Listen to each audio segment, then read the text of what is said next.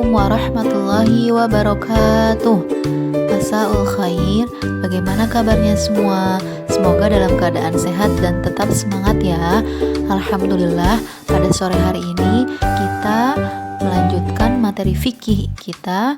Namun untuk sore hari ini Ustazah akan melanjutkan pembelajaran pada kitab Safinatun Najah.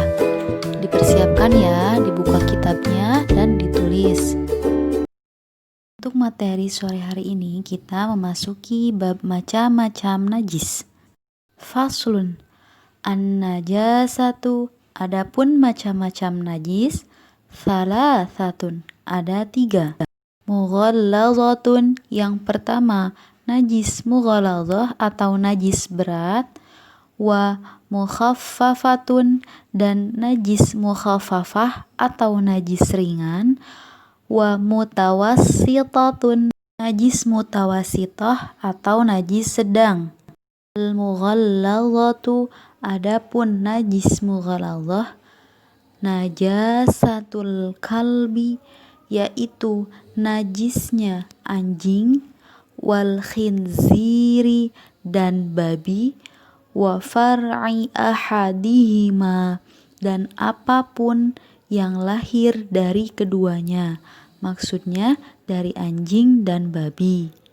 Wal mukhaffafatu, dan adapun najis mukhaffafah, baulus sobiyyi, air kencingnya bayi laki-laki, alladzi, yang lam yat'am, belum mengkonsumsi apapun, ghairal labani, selain air susu atau ASI, wa, dan lam yablughil haulaini, belum mencapai usia 2 tahun. Wal mutawassitatu, dan adapun najis mutawassitah, sairun najasati, adalah sisa dari najis yang lainnya. Selanjutnya cara mensucikan najis. Faslun al-mughallazatu, adapun najis mughallazah, tathuru, bisa disucikan atau cara mensucikannya bisa ba'i ghasalatin, dengan 7 kali basuhan, ba'da izalati ainiha, setelah menghilangkan najisnya. Ihdahunna, salah satu dari 7 basuhan tersebut, biturabin, yaitu dengan debu. Wal mukhaffafatu, dan adapun najis mukhaffafah, tathuru, bisa suci, birasyil ma'i, dengan mencipratkan air, alaiha, di atas najis, ma'al ghalabati, dengan melebihi dari ukuran najis, wa izalati ainiha, dan menghilangkan najisnya. Wal mutawassitatu, dan adapun najis mutawassitah, tangqasimu, terbagi, ila kismaini, ke dalam 2 bagian. Ainiyatun, yang pertama adalah najis ainiyah, wa hukmiyatun, dan yang kedua najis hukmiyah. Al-ainiyatu, adapun najis ainiyah, allati laha launun, adalah najis yang terdapat warna, wa rihun, dan bau, wa ta'mun, dan rasa. Fala budda, maka harus, min izalati launiha, untuk menghilangkan warnanya, wa rihiha, dan baunya, wa ta'miha, dan rasanya. Wal hukmiyatu, dan adapun najis hukmiyah, allati la launa laha, yang tidak terdapat warnanya, wala riha, dan tidak terdapat bau, wala ta'malaha, dan tidak terdapat rasanya. Yakfika, cukup bagimu, jazyul ma'i, mengalirkan air, alaiha, di atas najis tersebut. Untuk pertemuan kali ini cukup 2 pasal dulu ya. Sudah dicatat lengkap semuanya. Sekarang Ustazah akan sedikit menjelaskan.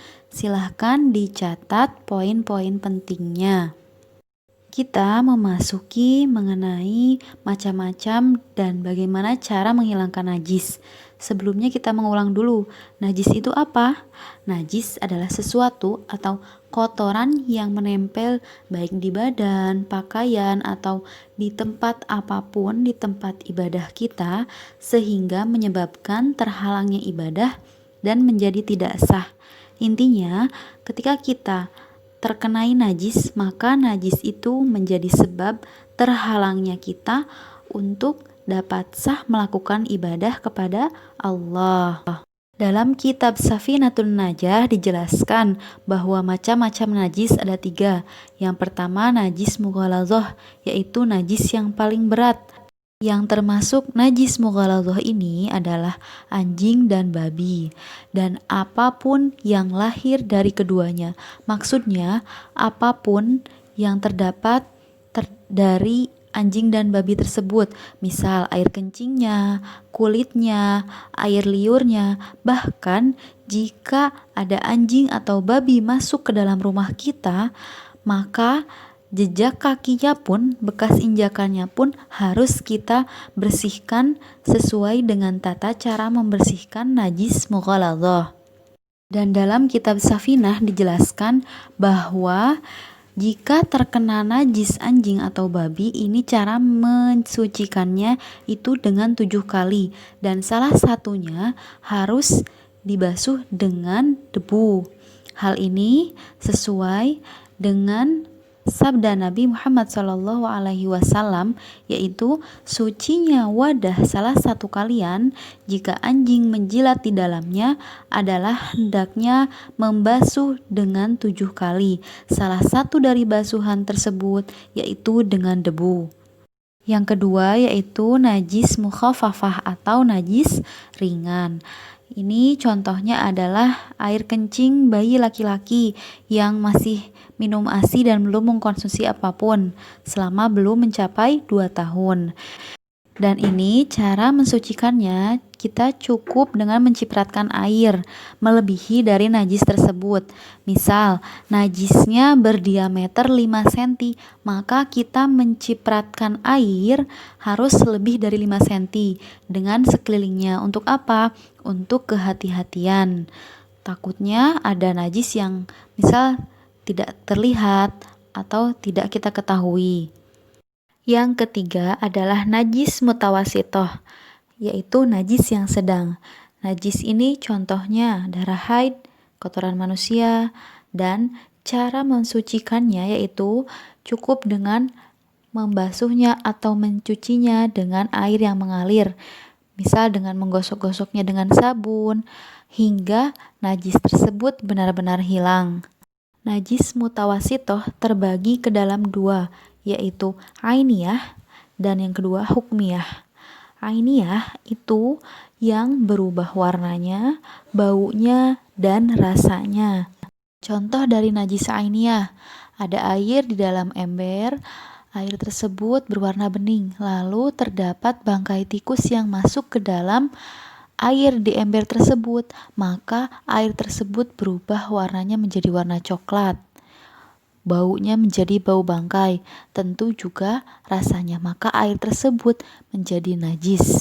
Sedangkan najis hukmiyah, contohnya ada air di dalam ember yang airnya ternyata suci, lalu terciprati atau kemasukan misal air kencing dewasa 1 tetes saja.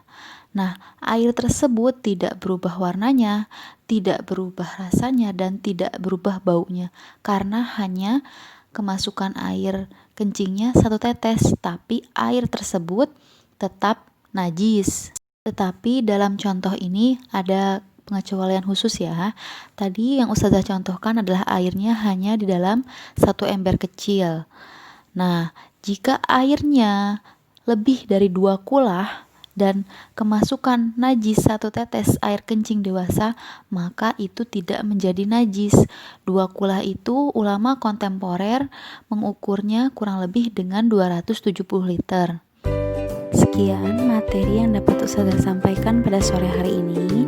Jangan lupa setelah mencatat catatan kitabnya apa yang sudah diberi harkat dan diberi terjemah, dibaca-baca ulang ya minimal 3 kali. Lebih baik juga dihafal untuk menambah kosakata bahasa Arab yang kalian miliki. Assalamualaikum warahmatullahi wabarakatuh.